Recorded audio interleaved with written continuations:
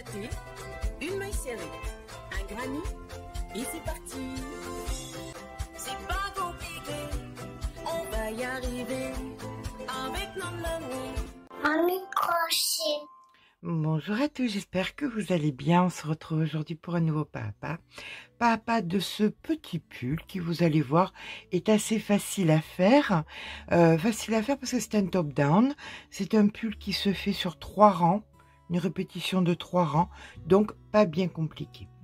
On va commencer donc par le col, ensuite on viendra faire ici l'arrondi. Et nous viendrons descendre sur le corps et nous ferons les manches. Un top-down, tout simplement. Alors, pour faire le col, nous allons venir faire une chaînette de 10 mailles. Donc, 1, 2, 3, 4, 5, 6, 7, 8, 9 et 10. Maintenant, on en rajoute une 11e et on vient dans la 10e et on fait de la maille serrée. Donc, 10 mailles serrées. 1, 2 et notre 10e maille serrée.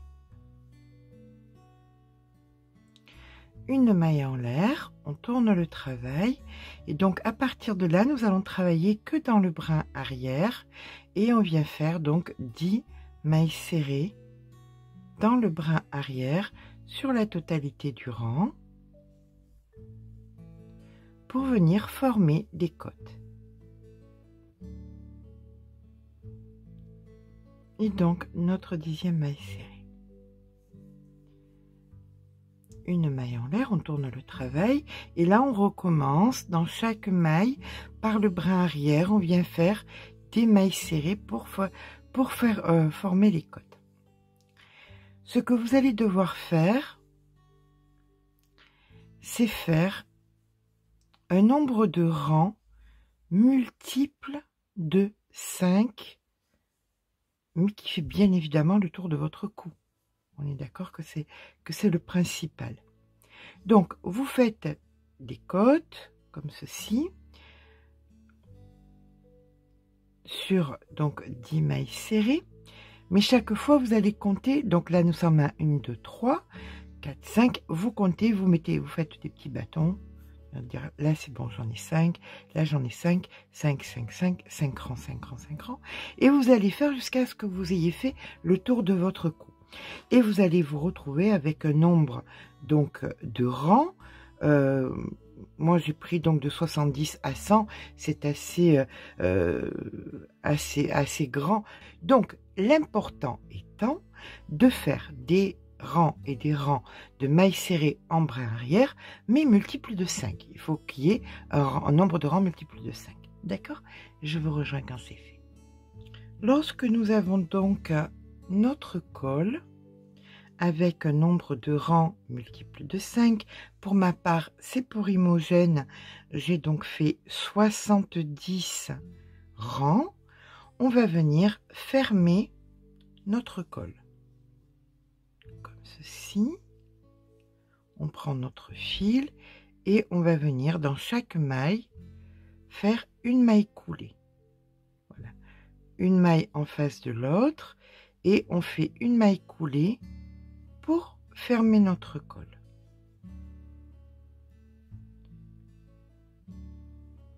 Bien évidemment, on fait ça de façon détendue pour pas que ça rabougrisse le col. D'accord? Là maintenant, nous allons venir tout simplement remonter des mailles pour commencer à faire le top-down. Nous allons venir faire une maille dans la côte et une maille entre les côtes. Alors, une maille en l'air et vous venez faire donc votre première maille serrée ici, la seconde entre les côtes, la troisième dessus,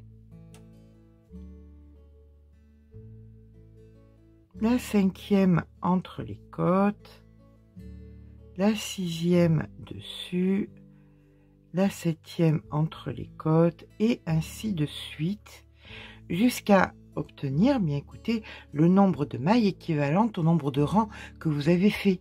Moi, j'avais 70 rangs, et bien, il faut que j'ai 70 mailles. Je vous rejoins quand c'est fait.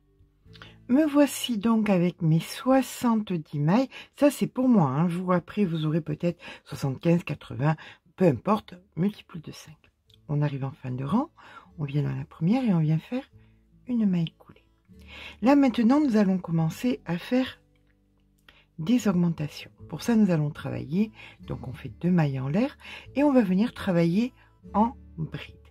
Donc, on va faire 4 brides et une augmentation. Donc, 3 mailles en l'air, dans la même, je fais ma première bride. Et là, je commence à faire, donc c'est la première, une, deuxième bride, troisième,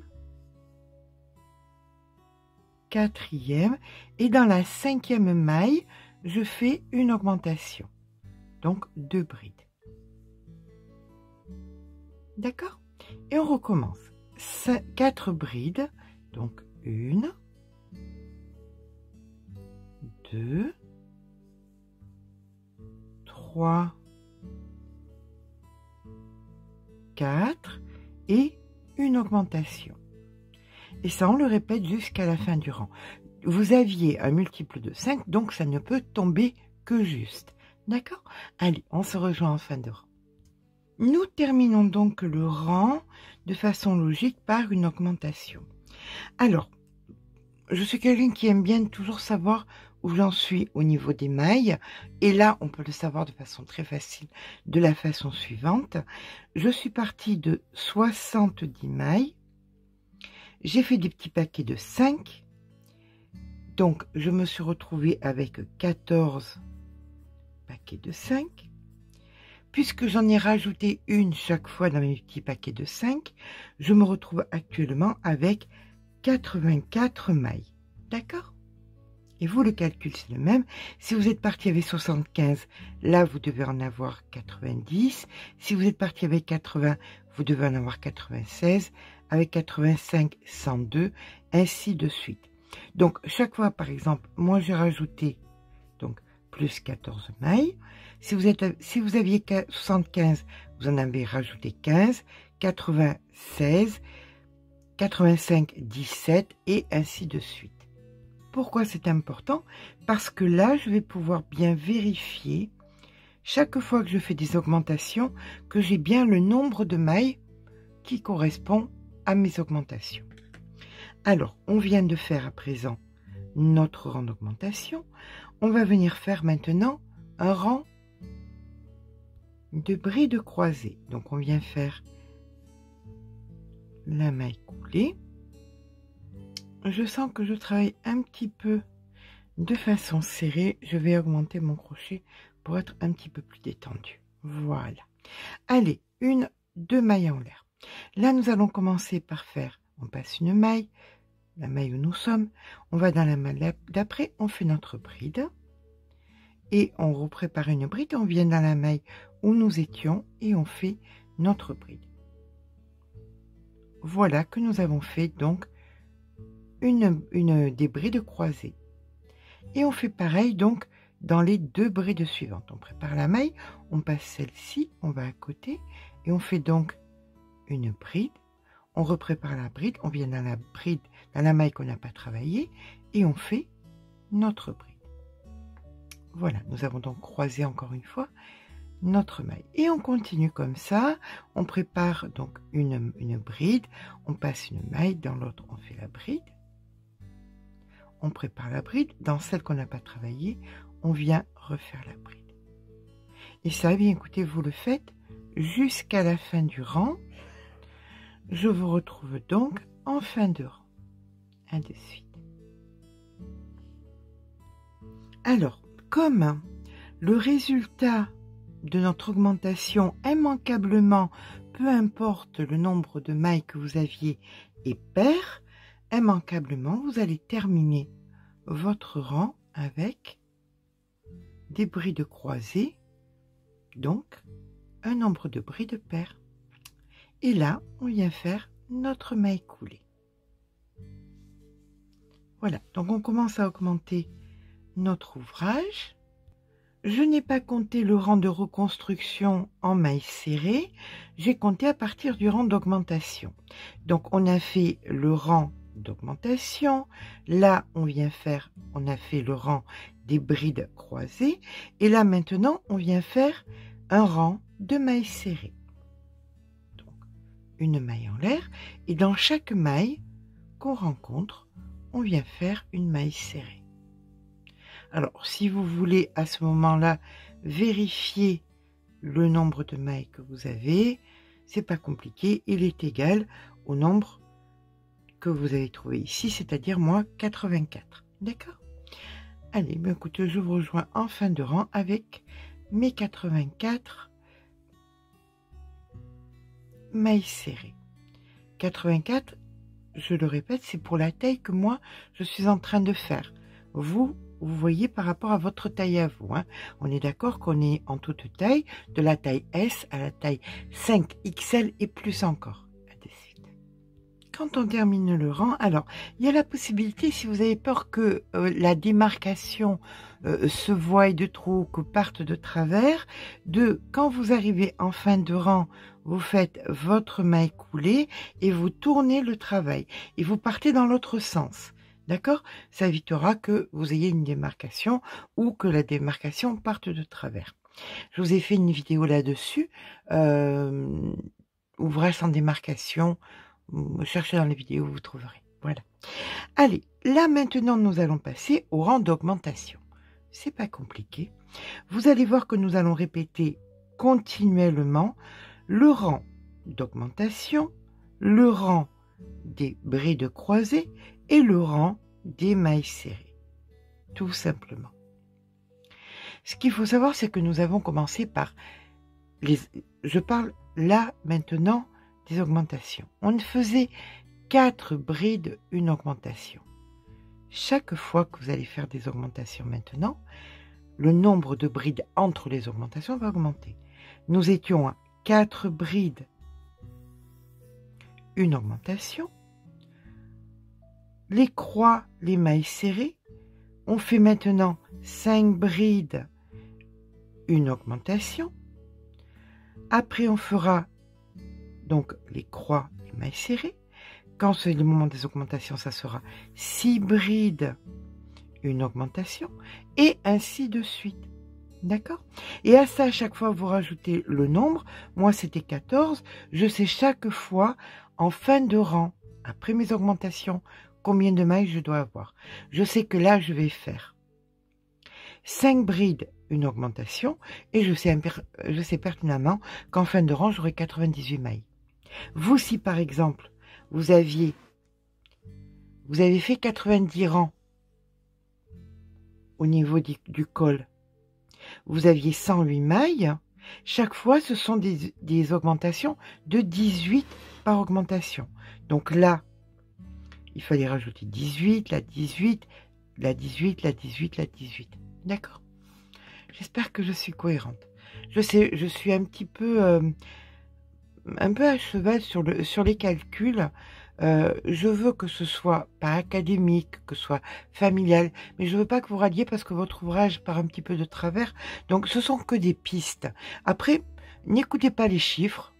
Faites simplement, voilà. Chaque fois qu'il y a une augmentation, on vient faire l'augmentation présente était 4 brides, une augmentation. Maintenant, c'est encore une augmentation.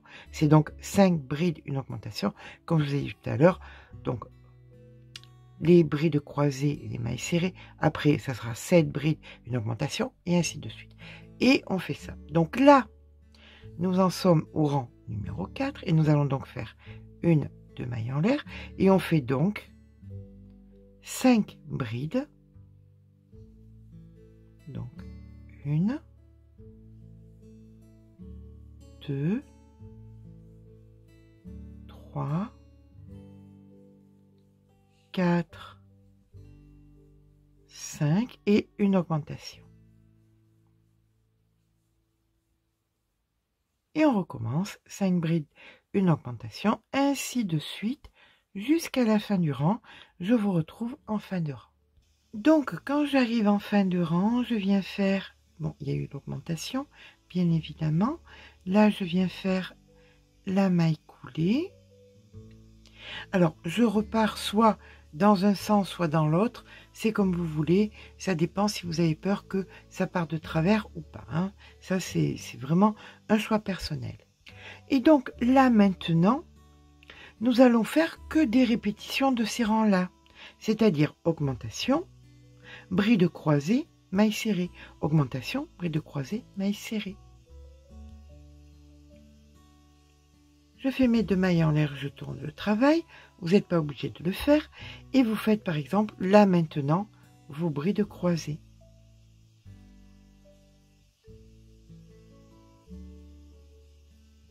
Voilà.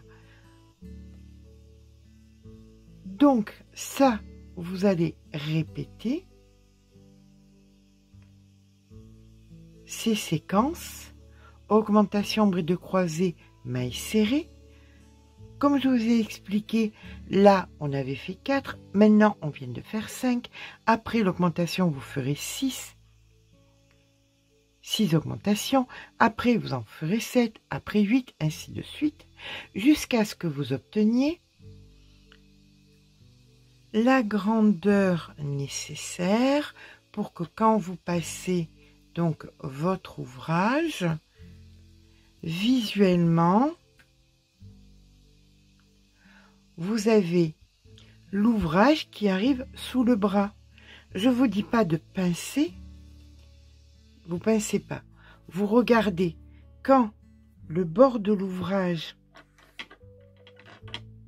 quand vous mettez la tête et que le bord de l'ouvrage il est sous votre aisselle, c'est que c'est bon, vous vous arrêtez. Avec un petit centimètre en plus, on va dire. À ce moment-là, à l'aide de marqueurs, vous allez marquer où va votre aisselle d'un côté, où est votre aisselle de l'autre. Ne pincez pas. On va faire une petite patte pour que votre poitrine soit à l'aise, d'accord? Sauf si c'est un vêtement pour enfants. Bon, là, c'est pas gênant. Mais du moment où on a une poitrine, on a besoin d'un petit peu d'aisance.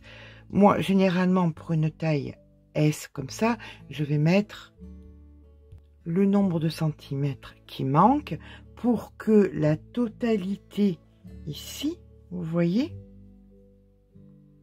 comme ceci, fasse le tour de votre poitrine.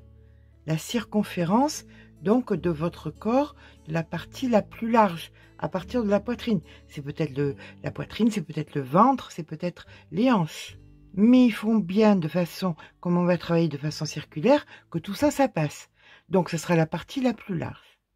Donc, une fois que visuellement, j'ai vu sous les aisselles où est-ce que mon ouvrage arrivait, je mets des marqueurs, donc, sous les aisselles. Et là, maintenant, cette dimension-là, on va venir la calculer. On la calcule comment? Vous prenez votre mètre ruban,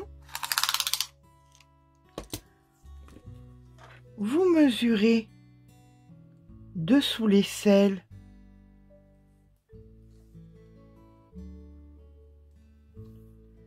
à sous l'aisselle de l'autre côté combien vous avez. Là, pour ma part, j'ai 47 cm. Donc 47 cm devant, 47 cm derrière. Si j'additionne, ça me fait 94 cm. Je veux que ce soit un petit peu loose, hein, pour Imogen. Je vais rajouter, disons, 8 cm. Donc, ça va me faire 102. Ces 8 cm, je les divise par 2, puisque c'est pour savoir quelle va être la mesure de la patte sous un bras. Donc, 4 cm. Et là, 4 cm. Si j'additionne le tout, ça doit arriver à 102 cm. On va faire pour vous. Disons, que vous fassiez 120 cm de circonférence. D'accord? Vous avez mesuré de là à là et vous avez trouvé, disons, 58 cm. Vous le multipliez par 2, donc 58 plus 58. Donc nous nous retrouvons avec 116 cm. Ok? La partie la plus large de votre corps, c'est 120. C'est peut-être la poitrine, c'est peut-être le ventre, c'est peut-être les hanches. Ça, c'est propre à vous. Déjà, donc, on sait qu'il nous manque 4 cm, puisque la partie la plus large est 120. Donc, on va rajouter des pattes, 2 pattes, de part et d'autre. On va dire que c'est 120, la circonférence, mais on veut être à l'aise. On va dire qu'on va vouloir que ça fasse, disons, 124 ou 125. On va dire 124, par exemple. 124 moins les 116, ça fait 8 cm. Donc, vous allez faire une patte de 4 cm sous un bras et de 4 cm sous l'autre, tout simplement. Comprenez bien que là, le chiffre était vraiment au hasard. Hein. Donc, ça tombe comme pour Imogène. C'est pas logique, mais c'était pour vous expliquer le calcul. Comment on sait combien de mailles on doit faire avec 4 cm? C'est pas très compliqué. À l'aide d'une règle ou d'une jauge, on vient mesurer 4 cm et je vois que 4 cm, ça me fait 1, 2, 3, 4, 5, 6 mailles. Donc, je vais devoir rajouter 6 mailles sous un bras et 6 mailles sous l'autre bras. Et vous ferez pareil. Par rapport à vous, votre façon de crocheter, vous allez voir combien vous avez besoin, vous mesurez. Vous avez besoin de 10 cm, et bien vous comptez 1, 2, 3, 4, 5, 6, 7, 8, 9, 10, 11, 12, 13, 13 mailles. Vous ferez 13 cm, donc 13 mailles d'un côté, 13 mailles de l'autre, si vous avez besoin de 10 cm. Donc, je sais à présent que je vais devoir faire une petite patte de 6 mailles ici et une petite patte de 6 mailles ici, tout simplement.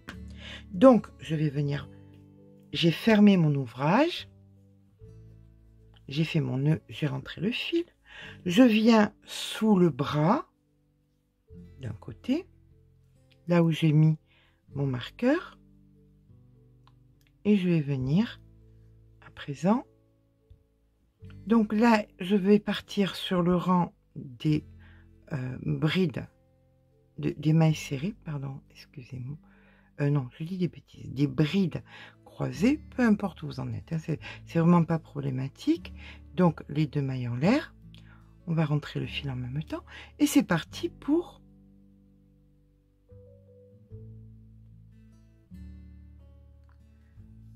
mes brides croisées. Donc, je vais faire ça jusqu'au marqueur sous le bras de l'autre côté. Voilà. Donc, je fais bien attention de ne pas repiquer au même endroit. Je n'y vois pas. Voilà, c'est là. Ah, le bonheur de l'âge. Allez, je vous rejoins au marqueur de l'autre côté. À de suite.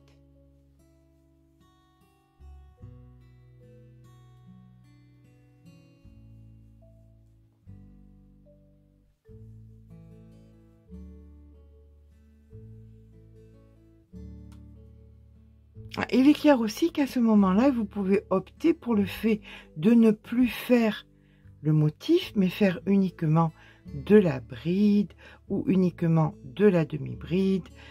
Vous voyez, si vous considérez que le motif au niveau du col, voilà, de l'arrondi vous suffit et qu'après vous voulez un autre motif, c'est à vous de voir. Voilà, quand on arrive donc au marqueur, on vient faire notre, pour ma part, dernière bride croisée. Et là, je dois faire donc 6 mailles serrées pour la patte. 6 mailles en l'air, pardon. 1, 2, 3, 4, 5 et 6. Je viens de l'autre côté sans perdre si possible ma maille. Voilà. Comme ceci. Ah, crotte. Elle a décidé que non. On va les séparer. On va les séparer.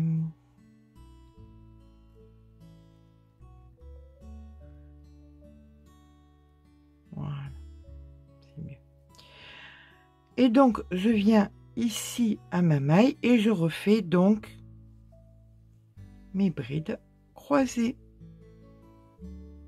Et ce, écoutez, jusqu'au marqueur de l'autre côté. Je vous rejoins, marqueur de l'autre côté.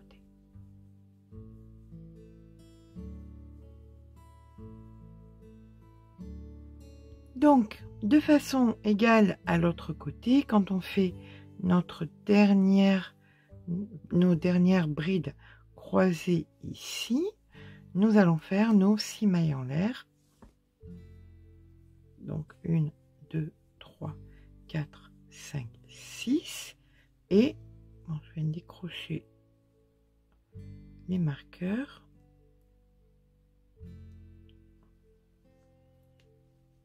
Et je viens donc ici faire ma maille coulée. Voilà. Donc là, j'ai fait mes 2 pattes.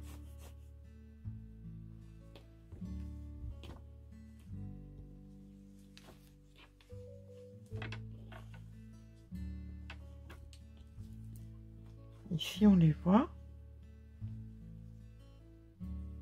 Ici, donc, et là, les 2 pattes sous les bras. D'accord? Puis là, maintenant, tout simplement, on ne fait plus d'augmentation. Hein? Attention. Là, maintenant, on va partir à faire des rangs et des rangs dans la continuité de notre motif. C'est-à-dire que après nos mailles, nos brides, on vient faire ici les mailles serrées. Donc, on fait tout le rang de mailles serrées, sans oublier les pattes, bien évidemment. Après les mailles serrées, vous ferez donc les brides, sans augmentation, j'insiste, c'est fini des augmentations. Après les mailles croisées, et après vous repartez mailles serrées, brides, mailles croisées, mailles serrées, brides, mailles croisées, et ce, jusqu'à ce que vous obteniez la hauteur que vous désirez. Si vous voulez le faire en tunique, vous imaginez la hauteur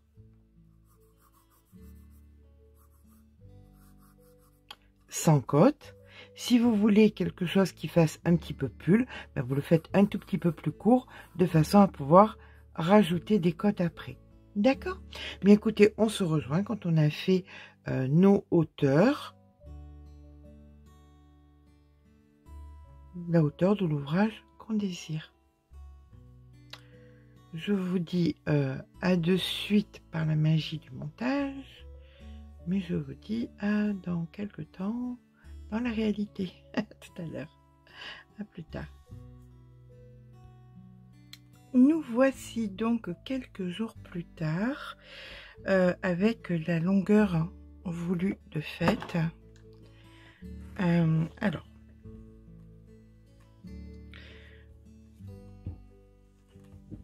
Voici ce que ça donne. Hop. Voilà, donc vous voyez, ça fait, c'est vraiment pas moche en tunique. Hein, on n'est pas obligé, on n'est réellement pas obligé de venir faire donc des côtes sur la fin. On peut faire même un point écrevisse si vous le souhaitez. Bon, j'ai pris un petit peu d'avance pour pouvoir vous expliquer les choses. Nous allons à présent faire la manche, la manche, la manche, la manche. Voilà. On va venir faire la manche.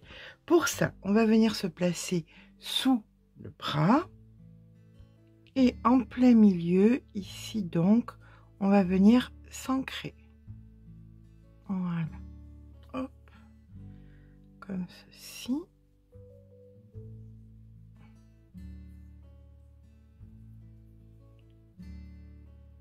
Alors, j'avais rajouté effectivement 2 rangs supplémentaires parce que je trouvais que c'était un petit peu trop...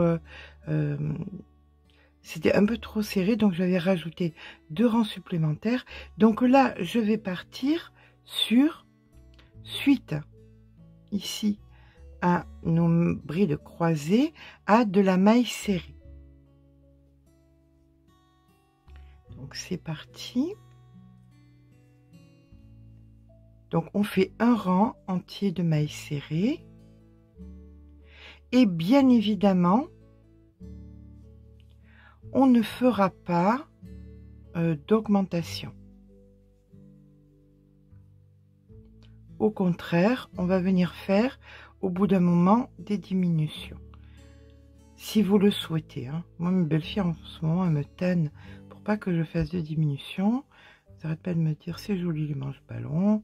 Écoutez, c'est pas faux, on voit un petit peu de partout. Sur tous les ouvrages, on voit bien souvent des manches ballons, donc il semblerait que ce soit effectivement de circonstance. Donc, vous suivez le motif où vous en êtes.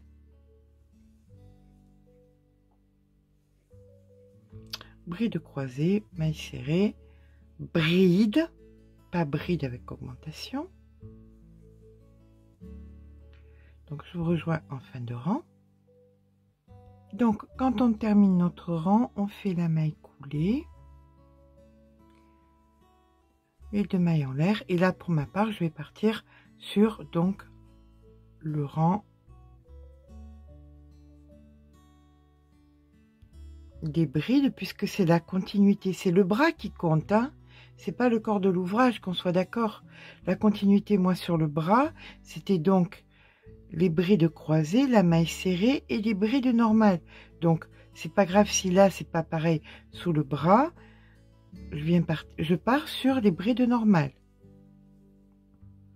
C'est sous le bras, ça ne se voit pas. Hein, on est d'accord. Donc, je fais tout mon rang en bride normale. Et, alors, je vous explique. Pour celles qui choisiront le fait de faire des manches ballons, bien écoutez, vous prolongez en suivant le rythme jusqu'au moment où vous voulez faire votre poignet, d'accord? Jusqu'à ce que vous décidez que le poignet, jusqu'à ce que ça s'arrête et qu'il vous manquera que les côtes, vous prolongez comme ça. Pour celles qui veulent faire des diminutions, on se rejoint dans quelques rangs. Dans une série de... Là, je fais bride. Donc bride, maille serrée, croisée. À la prochaine bride, on se rejoint et je vous montre comment faire les diminutions. Voilà, nous arrivons donc à la fin du rang, là où nous allons commencer les brides. Et là, nous allons commencer à faire les diminutions. Pour celles qui voudront faire les diminutions, on fait 2 mailles en l'air et on commence donc par une diminution en bride. Vous faites tout votre rang de brides.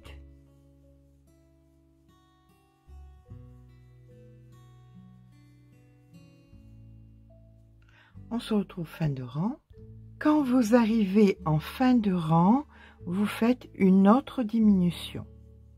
Alors, pourquoi une devant, une derrière? Ça veut dire que vous enlevez 2 mailles qui sont égales donc à une croix, d'accord, une bride croisée. Comme ça, c'est bon. Si vous en feriez qu'une, vous seriez embêté. Si vous en feriez 3, vous seriez embêté. Là, en faisant une devant et une derrière, bien écoutez, c'est bon. Vous pouvez faire ensuite vos brides croisées avec le bon nombre de mailles. Là, si vous avez peur, comme je vous ai déjà dit, que ça parte de travers, vous venez faire donc vos 2 mailles en l'air, vous tournez le travail et vous allez venir donc travailler dans l'autre sens de façon à ce que la démarcation soit droite. Ok, donc là on est sur les brides croisées, après les mailles serrées, après les brides, et là si vous le désirez, vous faites encore des diminutions. Vous pourrez ainsi faire vos diminutions sur la manche chaque fois que vous avez des brides. Ça vous permettra d'avoir une manche qui va partir un peu en tube. Voilà. Si vous n'aimez pas les manches ballons, c'est une bonne alternative. Eh bien, écoutez, je vous laisse progresser diminution, pas diminution, jusqu'à la fin de notre manche où nous entamerons les côtes. Alors, par contre, quand vous arrivez à la fin de la manche, n'hésitez pas à descendre le crochet pour créer un rétrécissement naturel. D'accord? Allez, je poursuis, je vous rejoins. Alors, le dernier rang que vous allez faire avant de faire les côtes, vous allez le faire en bride.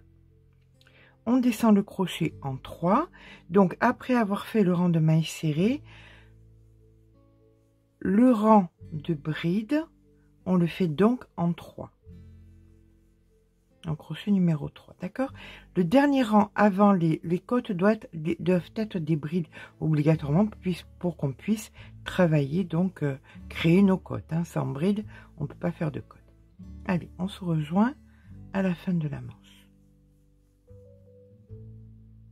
Voilà, quand on a terminé notre rang de brides, bien écoutez, on va commencer les côtes de mailles en l'air. La première par l'avant, celle d'après par l'arrière, celle qui suit par l'avant, ensuite par l'arrière, et ainsi de suite jusqu'à la fin du rang. Voilà, quand on arrive donc en fin de rang, on fait la maille coulée, une maille en l'air, et là maintenant on va prendre les côtes comme elles se présentent. Là c'était par l'avant, puis on fait par l'avant. Celle d'après c'était par l'arrière, et bien on fait par l'arrière. Après par l'avant, et bien par l'avant. Celle d'après par l'arrière, et bien par l'arrière.